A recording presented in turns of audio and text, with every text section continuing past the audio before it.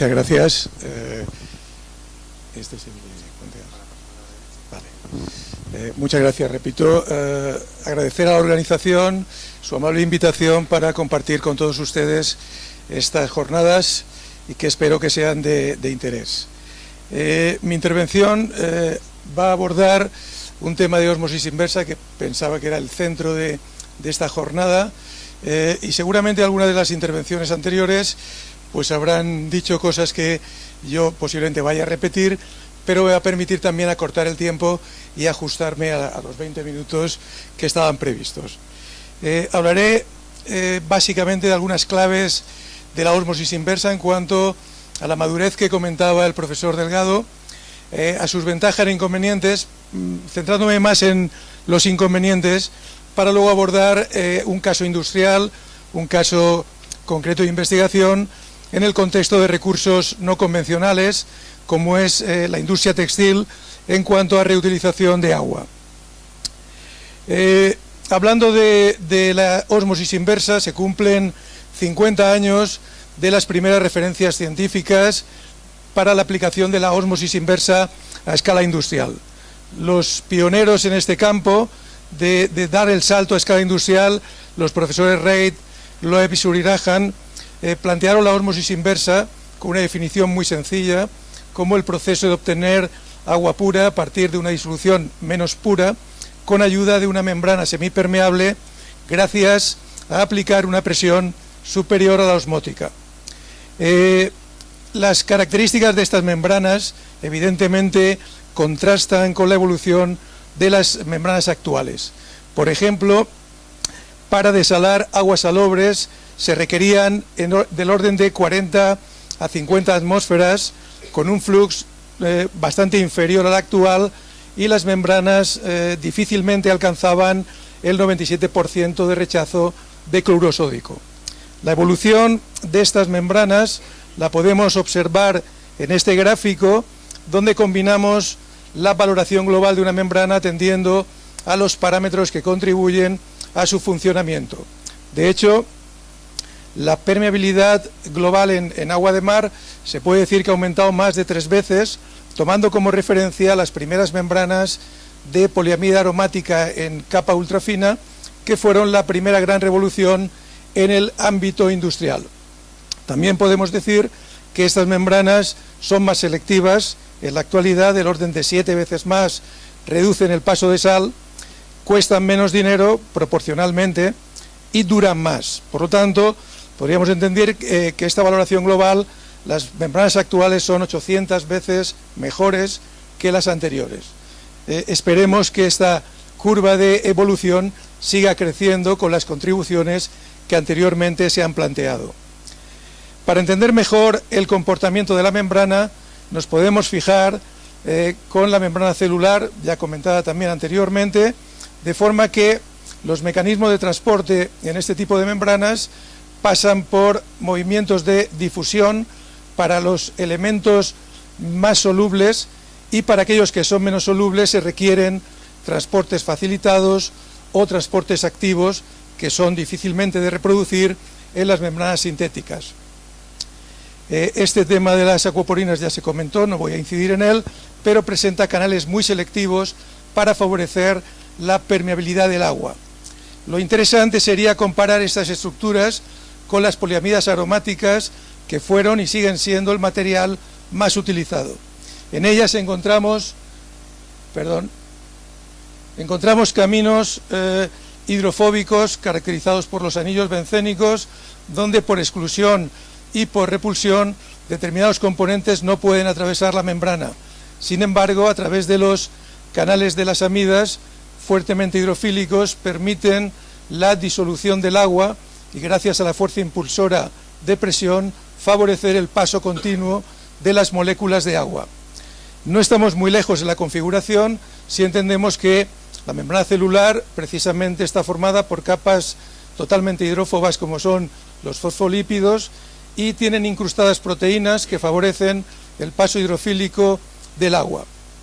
Bien, en esta transparencia simulamos lo que significa este mecanismo, de forma que al atravesar a la membrana una disolución salina, entenderemos que los iones mantienen un tamaño real mayor que el suyo atómico debido a la hidratación consecuente por estar en disolución. Como consecuencia, no pueden entrar a formar parte de la estructura de la membrana y solamente aquellas moléculas pequeñas, como es el agua, teniendo en cuenta un tamaño promedio de 0,3 nanómetros, son capaces de entrar en estos canales y además formar parte estable de la estructura gracias a la formación de puentes de hidrógeno. Gracias de nuevo al potencial de presión, somos capaces, o la membrana es capaz, de formular un mecanismo de transporte continuo de agua. Es el llamado modelo de disolución-difusión. La membrana, por lo tanto, es un elemento separador que prácticamente lo que deja pasar es agua, excluyendo la gran mayoría de constituyentes en la disolución a tratar, y es la capa activa la que realmente es responsable de todos estos mecanismos de transporte, gracias a la repulsión de determinados compuestos y a favorecer el paso selectivo de agua.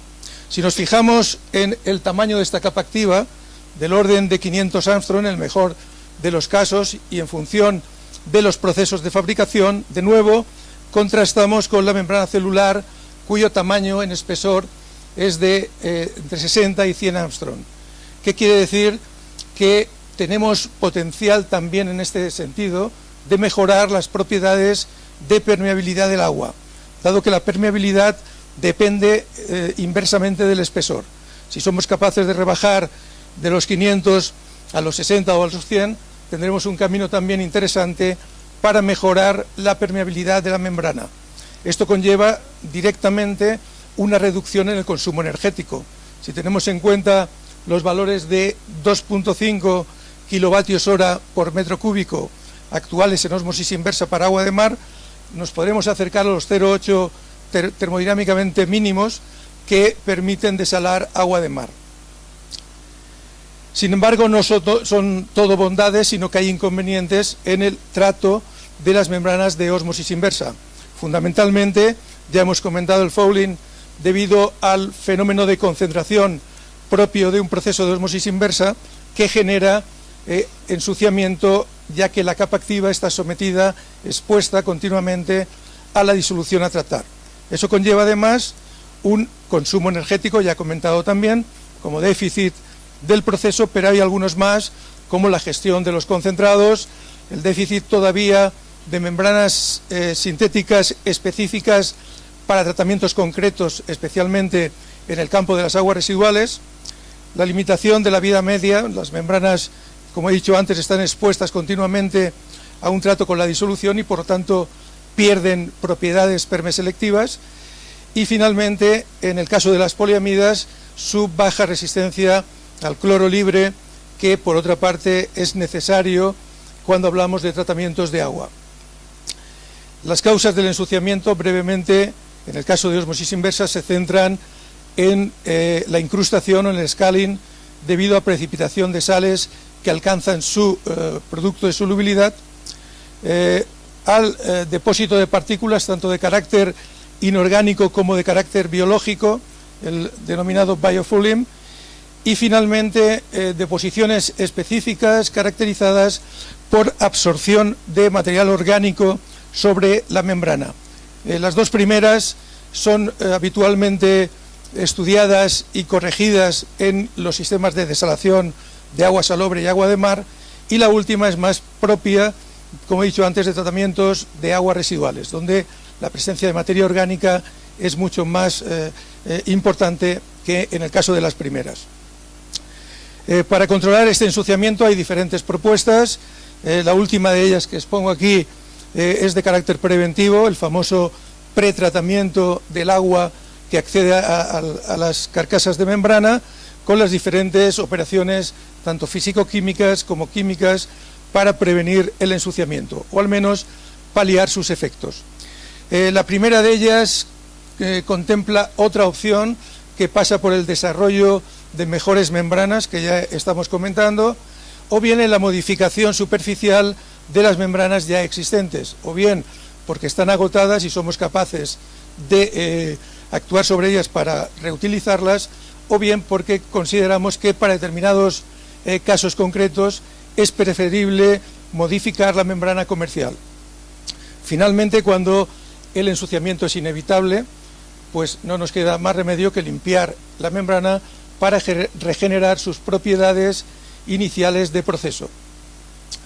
Centrándonos ahora ya en el tema del agua, en España, en los últimos años se mantiene una distribución aproximada de un gran consumo en el sector agrícola y aproximadamente con el mismo peso el sector de los hogares, los servicios municipales y la industria. Esta distribución más o menos se mantiene estable, sin embargo los volúmenes de consumo tienden a la baja por diferentes razones, posiblemente afectados por la crisis económica en el caso de la industria, por una concienciación social, espero, por parte de nosotros mismos a nivel doméstico, por ciclos secos que restringen el consumo de agua y finalmente por el tema de la reutilización. En el caso de la aplicación de ósmosis inversa en este contexto, podemos plantear su presencia en dos niveles. Uno, en cabecera, donde obtenemos agua potable con desalación. Realmente la contribución de la desalación hoy en día tiene un déficit entre lo que realmente se consume y lo que está instalado en capacidad de planta. Ya se comentó anteriormente y a grosso modo podemos decir que significa el 4% del suministro del orden de 150 hectómetros cúbicos, muy lejos de la capacidad instalada en desalación por ósmosis inversa. En el campo de la reutilización no hay datos registrados actuales y simplemente propongo aquí las previsiones del Gobierno en los diferentes años anteriores para horizonte 2015 y 2020. Es interesante observar que si se cumplen las expectativas, en 2015, es decir, este año, tendríamos reutilizados del orden de 460 hectómetros cúbicos, lo que significa un 15% del suministro de agua. Un dato realmente interesante, pero todavía bajo. Las expectativas a horizontes de los 5 años próximos nos llevan a 1.000 hectómetros cúbicos, lo que ya significa un 35% del suministro de agua, y en este escenario es donde la ósmosis inversa, dentro de la sinergia en la desalación con el tratamiento de aguas residuales, puede tener grandes expectativas de mercado. Si nos acercamos a la parte industrial, como hemos dicho, hay un consumo interesante, pero además la propia industria tiene recursos propios del orden del 65% que aumentan el volumen de uso, con lo cual estamos hablando de unos 2.000 hectómetros cúbicos netos y la tasa de reutilización todavía es pequeña y por tanto existen expectativas de seguir aumentando gracias a procesos selectivos como en este caso la ósmosis inversa. Es interesante observar que el hecho de conservar el agua en la industria tiene su repercusión en la productividad de cada metro cúbico, en la rentabilidad del producto obtenido, del orden de 113 euros por metro cúbico.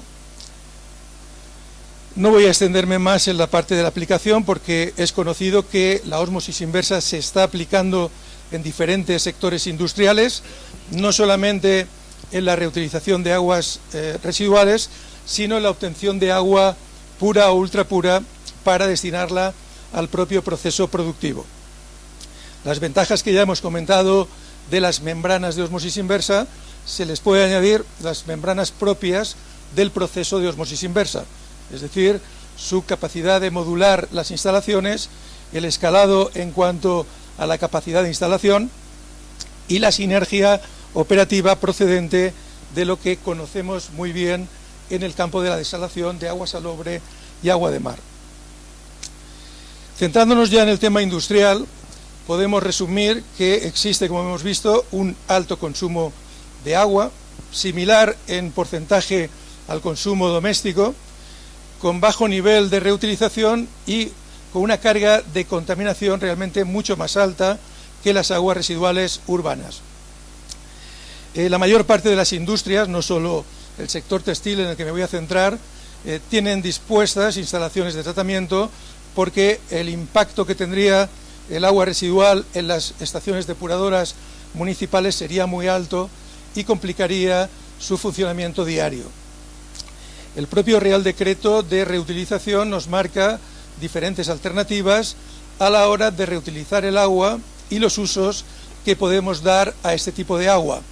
Lo que sí es cierto es que marca un tratamiento terciario donde la ósmosis inversa tiene gran capacidad, puesto que es capaz de abordar separaciones con disoluciones con alto grado de sólidos disueltos. Dentro de las mejores técnicas disponibles, realmente, y en la actualidad, es la que mejor, en cuanto a consumo energético y precio, puede competir dentro, repito, de efluentes industriales. ¿Por qué nos ceñimos a esta parte? Porque la industria requiere agua, necesita ahorrar agua o conservar agua y evidentemente produce producto que tiene una rentabilidad gracias al empleo del agua. Por lo tanto, todos estos factores suman para poder concebir un proceso o un diseño que sea fácilmente rentabilizable dentro de esas premisas. Sí. Me voy a ceñir a la parte de investigación. Conocemos la industria textil, su problema ambiental, alto consumo de agua, carga orgánica importante, y lo que planteamos en nuestro estudio es abordar la reutilización de agua en una empresa que produce 2.000 metros cúbicos día de agua residual que después de tratamientos clásicos vierte a cauce público, con diferentes problemáticas derivadas de conductividad alta y carga orgánica por encima de los límites de vertido. La propuesta es integrar diferentes procesos de membrana, entre los que está la ultrafiltración, la nanofiltración y la ósmosis inversa. Se seleccionan diferentes tipos de membrana. En una primera fase, en una planta piloto diseñada y construida para tal efecto, se aborda una nanofiltración con filtración previa y nos demuestra la gran dificultad del proceso, con una limpieza periódica semanalmente, porque las caídas de flux, como se pueden apreciar, son importantes. Sin embargo, el rechazo de la membrana es bastante alto para ese tipo de agua y es estable. Sin embargo, los requerimientos para reutilizar el agua son bajos frente a lo que requiere el proceso industrial. Por esta razón se propone una combinación de ultrafiltración y ósmosis inversa. La ultrafiltración se optimiza manejando diferentes cut-off de membrana y se entiende que la membrana de 10 kilodalton es la que mayor flujo proporciona y la que nos proporciona un SDI inferior a 3 que capacita a la ósmosis inversa para poder trabajar en condiciones razonables. Se plantean dos tipos de membrana en la fase de ósmosis inversa y se observa que la membrana CPA, una poliamida clásica con carga negativa superficial negativa, se enfrenta a una membrana de bajo ensuciamiento con una carga superficial neutra. Esto es importante considerarlo porque es precisamente la respuesta al comportamiento de ambas membranas en la evolución del flux. Como vemos, la membrana más permeable inicialmente da mayor flux, pero inmediatamente cae debido a una colmatación continua de la membrana provocada por la parte orgánica que ha dejado pasar la membrana de ultrafiltración. Sin embargo, esa característica de carga en la materia orgánica que deja pasar, entendemos que es compatible con la neutralidad de la poliamida modificada. Por eso la LFC3, una membrana de bajo ensuciamiento, mantiene niveles de flux mucho más estables y permiten considerarla para el proceso productivo. Este es el resultado obtenido. Podemos ver en la tabla, en la columna 3, pido disculpas porque yo estoy en la última fila y seguramente se ve mal. El material creo que va a estar disponible, por lo tanto, significar que cumple los requisitos de agua de proceso y, por lo tanto, en las conclusiones podemos decir que esta combinación de procesos integrados de membrana permite alcanzar una regeneración de agua industrial con niveles de reutilización altos, el 85%, a costes realmente sostenibles. La combinación tiene una dificultad inicial que es interesante remarcar, puesto que el desconocimiento de los componentes orgánicos exactamente del agua influye notablemente en el comportamiento de la membrana. Esto requiere una fase experimental donde hay que seleccionar apropiadamente las membranas para que posteriormente los niveles de ensuciamiento y de conversión sean los más altos posibles. Y bueno, con esto quiero terminar agradeciendo de nuevo la amabilidad de la invitación a las jornadas. Muchas gracias.